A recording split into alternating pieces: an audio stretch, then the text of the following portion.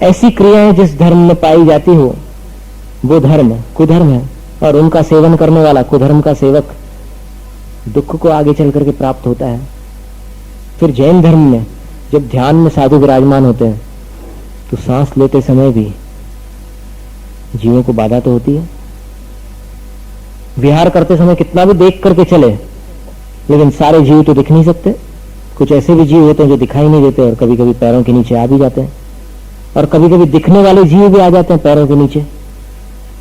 ईरिया समिति से कोई साधु चल रहे हैं और पैर उनने उठा करके रखा और देख करके रखा था कि वहां कुछ भी नहीं है, लेकिन जैसे पैर धरती को छूने लगा एक जीव फट से एकदम नीचे आ गया, दब गया। अब उनको पाप लगेगा कि नहीं हिंसा का? तो ये प्रश्न अभी यहां तक के रखते हैं। और फिर इसके आगे का आप लोग देखिए, ईमानदारी बरतना, अकेले प्रश्न छोड़ करके फिर कल से छुट्टी मत मनाना। ये सारे समाधान अपने को समझने और सीखने हैं, क्योंकि छेड़ाला आपको हम समझते हैं कि शायद आपके पुण्य से यहां पर सुनने मिल रही है, क्योंकि हमारा तो विचार कहीं दूसरी कॉलोनी का था, पर संयोग योग ऐसे बन गए कि फिर छेड़ाला प्रारंभ कर दिया यहाँ। और छेड़ाला प्रारंभ करने पर इसमें जो ये एक बहुत रहस्यपूर्ण ग्रंथ है, छेड़ाला को पढ़ाने वाले भी छेड़ाला नहीं जानते, ऐसे बहुत से लोग हैं। तो इसके रहस्य को अगर आप समझ लो ये धर्म के बारे में, तो फिर आपका जीवन उज्जवल हो सकता है और आपकी श्रद्धा निर्मल हो सकती है। और कहो कि दूसरी ढाल में, जैसे विद्वानों का कहना है कि दूसरी ढाल को जिसने ढंग से समझ लिया वो मिथ्या दृष्टि नहीं रहता, ऐसा अद्भुत वर्णन है दूसरी ढाल का। तो इसको आप बहुत गौर से समझिएगा। अभी कई बार तो आप घड़ी देखते हैं कि टाइम हो गया है, लेकिन आज आपको इच्छा हो रही है कि नहीं और आगे बोले, और आज हमारी इच्छा हो रही है कि एक साथ ना बोले पूरा। तो क्या हुआ? प्रश्न अपन ख्याल में रखो, ठीक है ना? बहुत सिंपल प्रश्न है। क्या है प्रश्न? प्रश्न ये है कि कुधर्म उसको कहते हैं कि जिसमें अंदर रागादिक विकार रूप हिंसा होती है और बाहर त्रस और स्थावर जीवों के घात रूप हिंसा होती है। अब देखिए, जय धवला की पहली पुस्तक में आचार्य वीर सिंह स्वामी ने एक बात लिखी है कि जैन मंदिर बनाते समय जिस जमीन को साफ करना पड़ता है वहां पर षटकाय जीवों की विराधना नियम से होती है। एक इंद्रिय, द्विंद्रिय, त्रिंद्रिय, चतुरिंद्रिय और पंचेंद्रिय, पांचों प्रकार के जीव। और फिर षटकाय का अर्थ क्या है? 5 प्रकार के स्थावर और एक त्रस। इन सभी प्रकार के जीवों की विराधना जैन मंदिर बनाते समय अवश्य होती है। इसके बिना मंदिर का निर्माण नहीं होता। कैसे होती हिंसा? तो फिर उन्होंने उसका नमूना भी दिया कि जिन ईंटों से आप जैन मंदिर बनाओगे, उन ईंटों को पकाने में कितनी बड़ी अग्नि प्रज्वलित होगी और उस अग्नि में कितने प्रकार के जीवों की विराधना होगी। और मंदिर बनाते समय जमीन साफ करनी पड़ेगी ना, तो जमीन साफ करते समय कितने जीवों की विराधना होगी। फिर जब चूना, पानी, मिट्टी, सीमेंट और सब चीजें जब मिक्स करेंगे, गिट्टी वगैरह, और जो भी बनाएंगे आप, जो कंस्ट्रक्शन के लिए जो भी आरंभ किया जाता है, उस आरंभ में भी कितने जीवों को बाधा होगी? नहीं होगी बाधा? आप कहो कि हम छने हुए पानी से बनाएंगे, छने हुए पानी से भी बना के देख लेना, तो भी जीवों को छाने हुए पानी को गर्म करोगे कि नहीं? अच्छा, पानी को छानते समय जीवों को बाधा होगी कि नहीं? ज्यादा दूर नहीं जाते अपन, वहीं पास में देख लो अपन कि छने हुए पानी से मान लो आप बनाने जा रहे हो, पानी को छानते समय जीवों को बाधा होती है कि नहीं? उस जीवाणु को जरूर आप डाल देते हैं वापस उसमें बिलछानी करके अच्छी तरह से, लेकिन फिर भी उन जीवों को क्षण मात्र के लिए, अंतर मुहूर्त के लिए कुछ तो पीड़ा पहुंचती है। ऐसी स्थिति में जहां पर त्रस और स्थावर जीवों को पीड़ा पहुंचती हो, और यहां पर जो पंक्ति लिखी है पंडित दौलत राम जी ने कि भावों में रागादिक भाव हो। अब देखो, बिना राग के मंदिर बनता है क्या? तो भावों में रागादिक हो गया। और फिर द्रव्य से देखो तो फिर त्रस और स्थावर जीवों की विराधना होती है कि नहीं? मंदिर बनाने में होती है, पूजा करने में भी होती है। तो ऐसी स्थिति में जिस धर्म में ये क्रियाएं हैं, तिन्हें जाना हो कुधर्म। क्या कह रहे हैं दौलत राम जी? उनको कुधर्म जानो। अब इसलिए कई लोगों ने कुछ क्रियाओं को हटा दिया जैन धर्म से, क्योंकि जिन क्रियाओं से स्पष्ट हिंसा अपने को समझ में आ रही हो, उन क्रियाओं को करने से धर्म कैसे हो सकता है? कुछ लोगों ने दीपक को हटा दिया, कुछ लोगों ने धूप को अलग कर दिया, कुछ लोगों ने और भी कई चीजें सब्स्टिट्यूट कर ली। पूजा में पंक्तियों में तो वो सब चंपा, चवेली, केवड़ा और सब नाम लेते हैं, लेकिन वहां पर सामने कुछ और होता है। ऐसी बहुत सारी चीजें, किसी की हम आलोचना नहीं कर रहे हैं, एक सिर्फ आपको प्रश्न समझ में आ जाए कि इतना सब होने के बाद अपन क्या जैन धर्म को कुधर्म मान लें? लेकिन कुधर्म तो अपनी श्रद्धा नहीं मान सकती, क्योंकि जिनेंद्र भगवान ने बताया है। फिर समाधान क्या निकालोगे? सामने वाला पूछ रहा है कि आपके यहां ये सारी चीजें तो होती है, और यहां तक कि जो मुनि सांस ले रहे हैं, तो सांस लेने में भी हिंसा होती है। जो पूजा भी नहीं कर रहे, मंदिर भी नहीं बना रहे, न बनवा रहे हैं, कुछ भी नहीं कर रहे, उसमें कोई कृतकार्यता अनुमोदना नहीं है, सिर्फ वो अपने ज्ञान ध्यान में लीन रहने वाले साधु हैं, तो भी सांस लेते समय जीवों की विराधना होती है। तो ऐसी स्थिति में जैन धर्म को आप धर्म कैसे कहते हो? इसका आप क्या जवाब देंगे? चलते समय जैसे साधु के पैर के नीचे कोई जीव आ गया, उनने संभाल कर रखा था, लेकिन जीव आ गया, तो वो जीव मरा कि नहीं? निश्चित मरा। लेकिन उस जीव के मरने पर आप कहते हो कि हमारा धर्म सच्चा धर्म है, तो इसका क्या समाधान है? शंका अच्छे से समझ में आ गई आपको, इसलिए आपको बहुत बेचैनी भी हो रही होगी कि इसका समाधान भी जल्दी जल्दी मिल जाए। तो पहले तो आप अपने अंदर से पुरुषार्थ करिए। वो जो बेचैनी है, वो बेचैनी शायद आपके अंदर से कोई समाधान निकाल दे। क्या होता है कि पका पकाया मुंह में चम्मच जैसे मां खिलाती है ना बच्चे को, वैसा आप भोजन करते रहेंगे तो फिर आप आलसी बन जाएंगे। फिर वो जो बच्चा होता है ना, वो बड़ा होने के बाद भी बोलता है कि नहीं मां तुम ही खिलाओ। बहुत परेशान करता है वो बच्चे को, आप लोग बोलते हैरान करे थे, तंग करता है। तो नहीं, थोड़ा मेहनत भी करना जरूरी है बच्चों को। अपन सब जिनवाणी माता के बच्चे हैं। अगर जिनवाणी माता को मां मानते हो तो, जो नहीं मानते उनके लिए कोई फोर्स नहीं है, वो ठीक है, और जिनके बच्चे हैं उनके बच्चे रहे आओ। लेकिन आत्म कल्याण के मार्ग में, अध्यात्म के मार्ग में अपनी मां कौन है? जिनवाणी मां।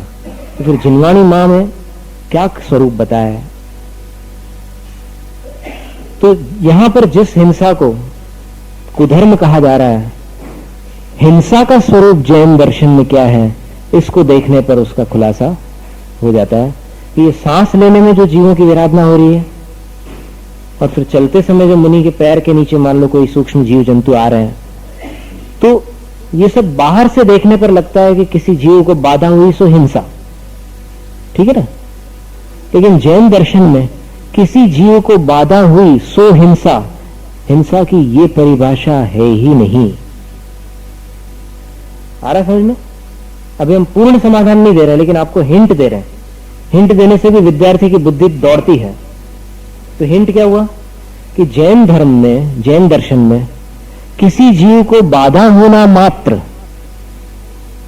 हिंसा का स्वरूप नहीं माना गया है। हिंसा का स्वरूप जैन दर्शन में कुछ और है, उसकी आप लोग खोजबीन करो। तो कुधर्म की चर्चा थी। कुधर्म क्या वस्तु है? जिसमें रागाविक भाव हिंसा का समावेश है और त्रस स्थावर जीवों को मारने रूप द्रव्य हिंसा का समावेश है। ऐसी क्रियाएं जिन धर्मों में मानी जाती है वे धर्म कुधर्म है, कुत्सित धर्म। क्योंकि धर्म वास्तव में उस वस्तु का नाम है जिससे प्राणी मात्र का कल्याण हो। किसी को पीड़ा हो, उसको धर्म कैसे कहा जा सकता है, कैसे माना जा सकता है? तो जिसकी मान्यता ऐसी है कि इस प्रकार इन क्रियाओं में धर्म होता है, तो वो मान्यता गृहीत मिथ्यात्व रूप कुधर्म की मान्यता है। इन पर श्रद्धा करने वाला जीव अशर्म यानी दुख को प्राप्त होता है। अब रागादिक भाव हिंसा, रागादिक भाव हिंसा का अर्थ क्या होता है? काम क्रोध आदि जो विकारी भाव है। अब यहां पर सम्यक दृष्टि के राग वगैरह मत ले लेना, यहां रागादिक के गृहीत मिथ्यात्व की चर्चा है। तो फिर जिस धर्म में उन रागादिक भावों की हिंसा के साथ, यानी रागादिक भाव हिंसा के साथ द्रव्य हिंसा में क्या त्रस्त स्थावर जीवों को मारना, ये बात समझने की है। कल जो शंका की थी हमने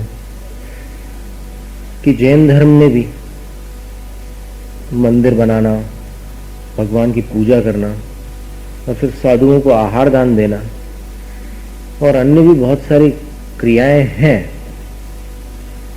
ये ठीक है कि जैन धर्म क्रियाकांड तक सीमित नहीं है, पर क्रियाकांड जैन धर्म में है, उसका अभाव नहीं है।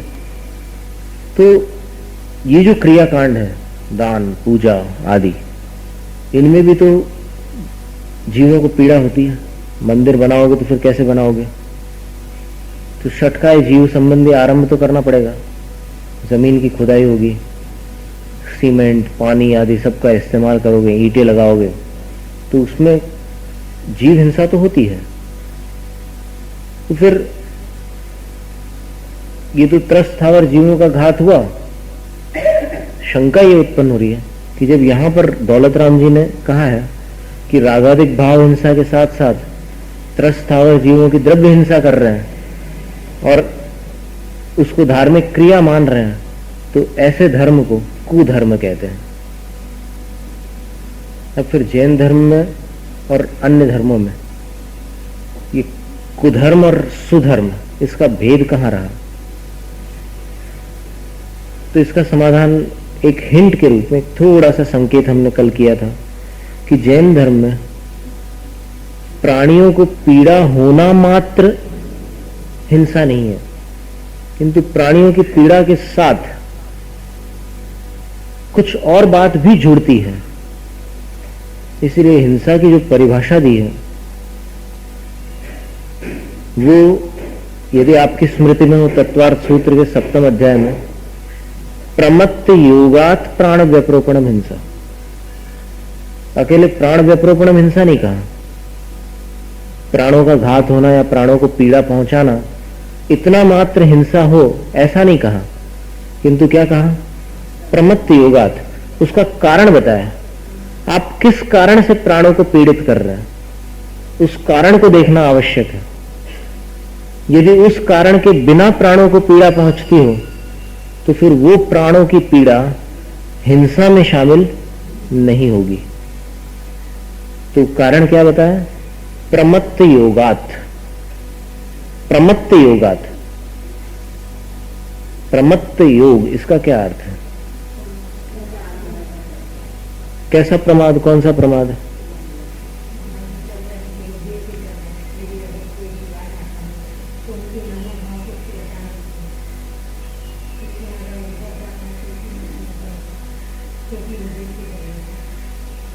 और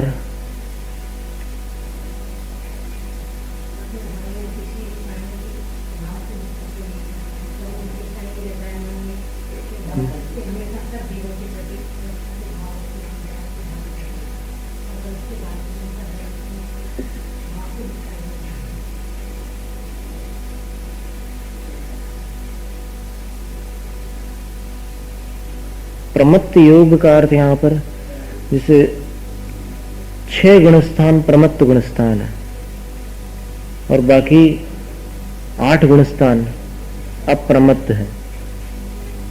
तो यहां पर प्रमत्त योग का तात्पर्य गुणस्थान वाले प्रमाद से नहीं है। ये बात ध्यान से समझने योग्य है। सर्वार्थ सिद्धि ग्रंथ अगर हो तो हम आपको बताएं, यहां पर आप लोगों ने जिनने जमाया हो उनको जानकारी हो सकती है, क्योंकि सर्वार्थ सिद्धि ग्रंथ एक बार अपन ने बुलवा करके उसमें से कुछ पंक्तियां पढ़ी भी थी।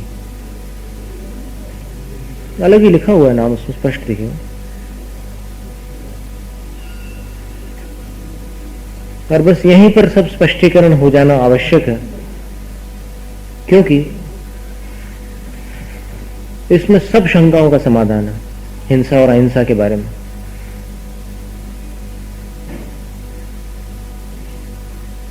अभी ये सूत्र न समझने के कारण ऐसा लगता है कि धूप दशमी को कितनी हिंसा होती है, लगता है ना।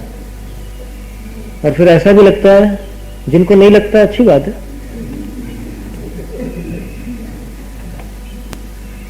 ऐसा भी लगता है कि दीपक से आरती करने पर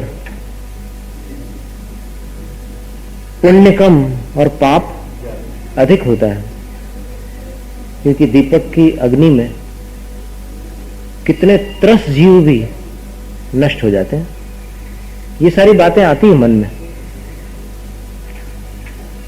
पर उन सब का समाधान अपने शास्त्रों में आज अपने पुण्य से विद्यमान है। प्रमत्त योगात प्राणक व्यपरोपण हिंसा। पहले आचार्य पूज्यपाद स्वामी को प्रणाम करते हैं।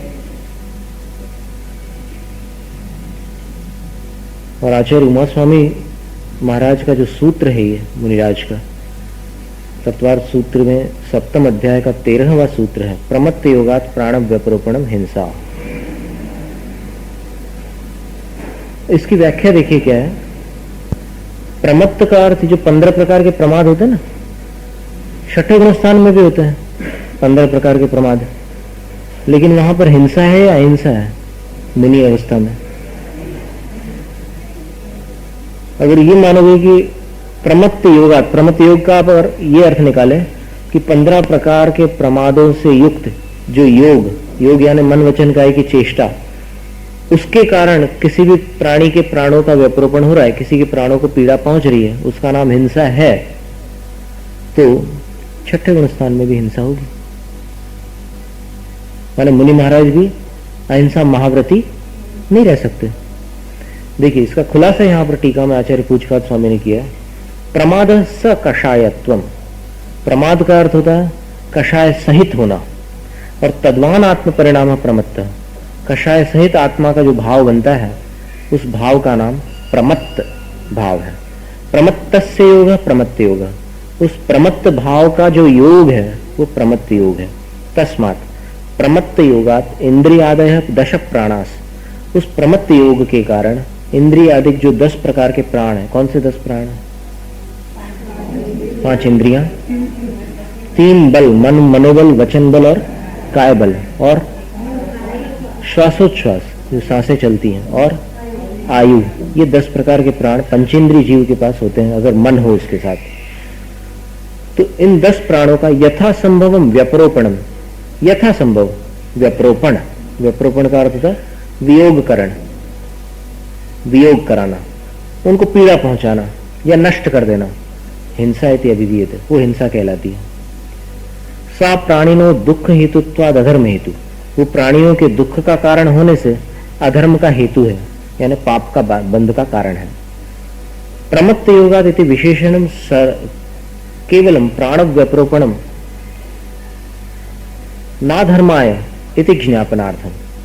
यहां प्रमत्त योग ये जो विशेषण दिया है सूत्र में, इससे ये बात समझ में आती है कि केवलम प्राण व्यपरोपणम, मात्र प्राणों का व्यपरोपण हो पर प्रमत्त योग न हो तो न अधर्म आए, वो अधर्म के लिए नहीं होगा।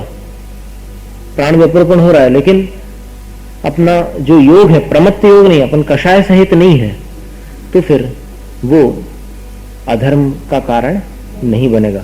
उक्तम च, कहा भी है, वियोजयति चासुभिर्न च वधेन संयुज्यते, प्राणों से युक्त कराता हुआ भी वो वध अर्थात हिंसा से युक्त नहीं होता यदि उसके अंदर कषाय भाव न हो तो। जैसे उदाहरण क्या दिया, उदाहरण ये दिया, धवल ग्रंथ में एक उदाहरण दिया है कि जब मुनिराज शुक्ल ध्यान में विराजमान होते हैं और घातिया कर्मों को नष्ट करते हैं, तो घातिया कर्मों को नष्ट करते ही साथ उसी समय जो शरीर आश्रित निगोध जीव है, अनंत अनंत जीवों की राशि अपने शरीर में, खून में, मांस में, वसा में, अस्थि में, मज्जा में, इन सब 7 धातुओं के आश्रित रहने वाले अनंत अनंत जीव होते हैं। तो वो सारे जीव एक समय में पूरे के पूरे नष्ट हो जाते हैं। जैसे ही घातिया कर्म नष्ट होते हैं ना, उसी समय ये सारे जीव नष्ट हो जाते हैं। तो फिर 12वें गुणस्थान के अंत में अनंतानंत जीवों का नाश होने के कारण हिंसा होती है कि नहीं? ये प्रश्न वहां धवल ग्रंथ में एक शिष्य ने गुरु से पूछा है। तो फिर आचार्य महाराज ने उत्तर क्या दिया है? प्रमत्त योगात प्राण व्यपरोपण हिंसा। प्रमत्त योग से अगर जीवों के प्राणों का वियोग हो, व्यपरोपण हो, विनाश हो, बाधा हो, उसका नाम हिंसा है। इसलिए वो 12वें गुणस्थान वर्ती परम अहिंसक है। भले उनके शरीर आश्रित जीव नष्ट हो गए, वो शरीर में एक परिवर्तन आ गया, परम औदारिक शरीर बन गया। पहले औदारिक था, अब परम औदारिक बन गया। तो शरीर में परिवर्तन आने के कारण वो जीव नष्ट हुए हैं, उन मुनिराज के भावों से नष्ट नहीं हुए। उनके अंदर कषाय भाव नहीं, कषाय तो 10वें गुणस्थान तक उदय मात्र में रहती है और फिर 6ठे गुणस्थान तक प्रमाद उत्पन्न करती है। लेकिन वो प्रमाद भी संयम को घात करने वाला प्रमाद नहीं होता। इसलिए 6ठे गुणस्थान वाला प्रमाद अहिंसा में बाधक नहीं है। अगर अहिंसा में बाधक माना जाए उस प्रमाद को, तो फिर 6ठे गुणस्थान में अहिंसा महाव्रत कैसे घटित होगा? आगे समझ? माने मुनि अवस्था में जब तक वो प्रवृत्ति में है और प्रमाद अवस्था में, प्रमत्त अवस्था में है, तो फिर उस प्रमत्त अवस्था को हिंसा का कारण नहीं माना जाता। क्योंकि अगर उस प्रमाद से हिंसा हो जाए तो फिर अहिंसा 7वें गुणस्थान में बनेगी। और अगर अहिंसा को 7वें गुणस्थान में मानोगे तो फिर जो मुनि 7वें से 6ठे गुणस्थान में आ गए वो हिंसक हो गए। पर ऐसा है क्या? क्या मुनि हिंसक होते हैं? कदापि नहीं। तो इसलिए वो 6ठे गुणस्थान वाला प्रमाद हिंसा का कारण नहीं है। और यहां पर क्या कहा है सूत्र में? प्रमत्त योगात प्राण व्यपरोपण हिंसा। कषाय सहित किसी के प्राणों का वियोग करना हिंसा है। तो 12वें गुणस्थान में तो ध्यान में लीन है, अपने आप शरीर में परिवर्तन आ गया और उस परिवर्तन के कारण वो जो जीव थे वो अब नष्ट हो गए। तो जीवों का नष्ट होना मात्र हिंसा नहीं है। कितनी बड़ी बात कही! जीवों का नष्ट होना हिंसा नहीं है, किंतु कषाय पूर्वक उनका नाश करना हिंसा है। अब फर्क समझ में आया?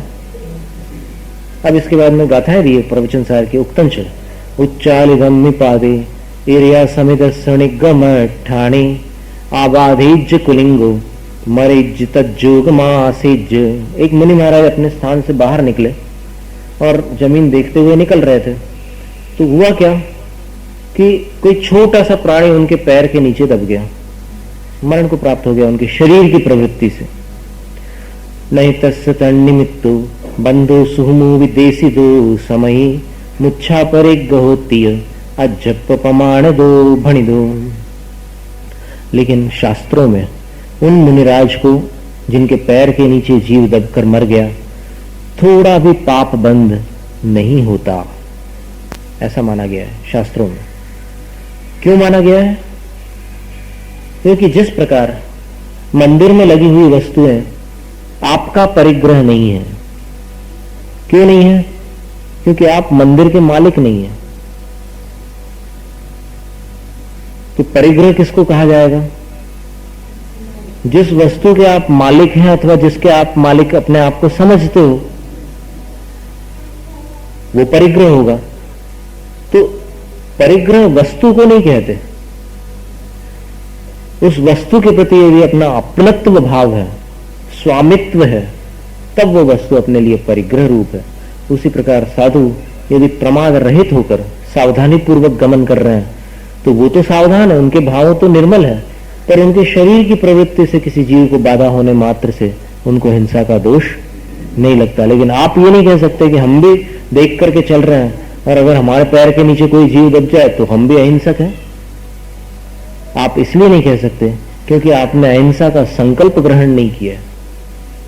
और जैन दर्शन में जब तक आप संकल्प ग्रहण नहीं करते तब तक आप असंयमी हैं और पाप का बंध निरंतर चलता रहेगा।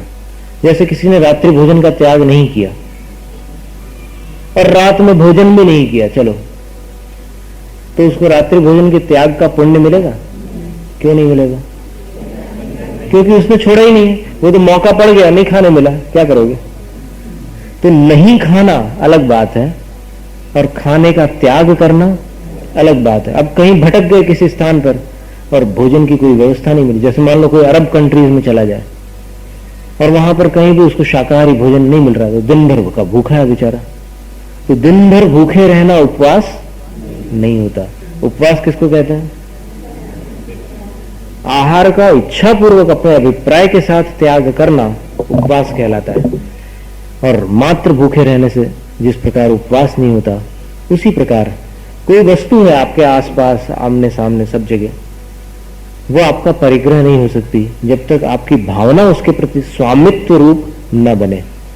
इसी प्रकार मुनि जब तक कषाय सहित किसी जीव को पीड़ा न पहुंचाए, तब तक यदि किसी जीव को कदाचित उनकी प्रवृत्ति से पीड़ा पहुंचे, तो फिर उस प्रवृत्ति से उनको हिंसा का दोष नहीं लगता। फिर भी प्रतिक्रमण करते हो कि जाने अनजाने में मेरे द्वारा अगर किसी जीव को बाधा हुई हो तो तस्य मिच्छामि दुक्कडम, ऐसा बोलते हो, प्रतिक्रमण करते हैं।